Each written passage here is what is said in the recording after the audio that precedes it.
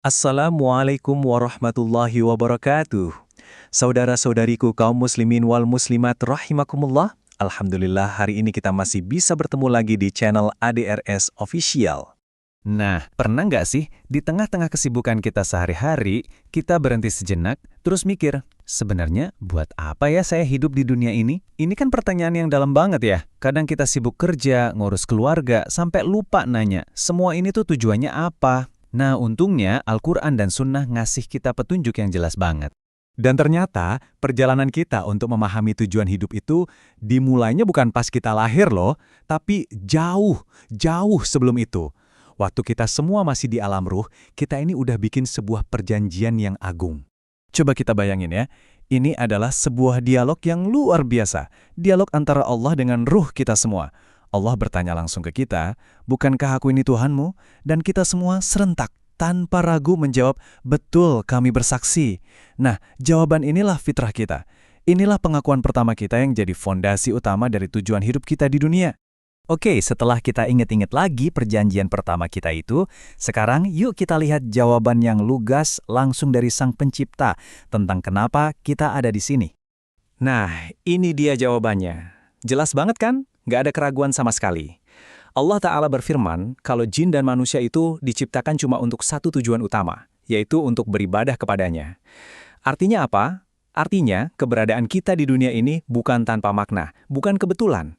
Ada misi besar di baliknya, yaitu pengabdian total kepada Allah. Terus apa sih ibadah itu? Eits, jangan salah ya, ibadah itu bukan cuma sholat, puasa, atau ngaji. Ibadah itu luas banget. Ibadah itu adalah ketundukan total kita kepada Allah dalam semua hal di hidup kita. Jadi, seorang pedagang yang jujur, dia lagi ibadah. Seorang ibu yang sabar ngurus anaknya, itu ibadah. Bahkan tidur kita pun bisa jadi ibadah kalau niatnya biar besok kuat lagi buat kerja dan beribadah. Inilah esensi jadi khalifah di muka bumi. Oke, tujuannya udah jelas, ibadah. Sekarang kita harus kenal dulu sama medannya, tempat kita beribadah ini, yaitu dunia. Gimana sih seharusnya kita sebagai seorang mukmin memandang dunia ini? Rasulullah SAW ngasih kita sebuah perumpamaan yang maknanya dalam banget. Dunia ini bagi orang mukmin itu seperti penjara. Loh, kok penjara? Iya, karena disinilah tempat kita menahan diri dari hawa nafsu, tempat kita diuji. Kita tahu kenikmatan sejati itu nanti, di akhirat. Sebaliknya, buat orang yang nggak beriman, dunia inilah surga mereka. Inilah puncak segalanya buat mereka. Nah, nasihat Nabi ini bener-bener pas banget. Kita di dunia ini tuh ibaratnya kayak orang asing atau musafir yang lagi dalam perjalanan.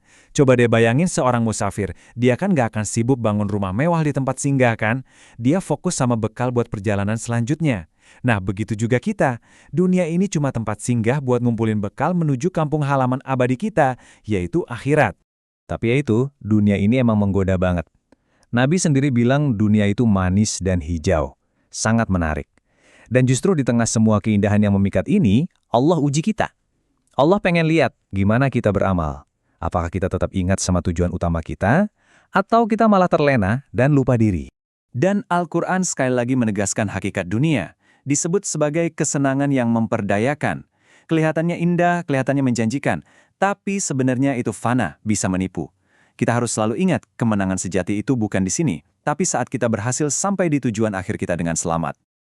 Oke, kita udah paham kenapa kita di sini dan di mana kita berada. Sekarang kita masuk ke bagian yang paling praktis. Bagaimana kita harus menjalani hidup ini? Apa peta jalannya? Jadi, langkah konkretnya apa nih? Gimana caranya kita melangkah di dunia ini supaya setiap langkah kita itu sejalan dengan tujuan penciptaan kita? Nah, semua itu dimulai dari dalam diri kita, niat yang tulus. Karena setiap amal itu kan tergantung niatnya.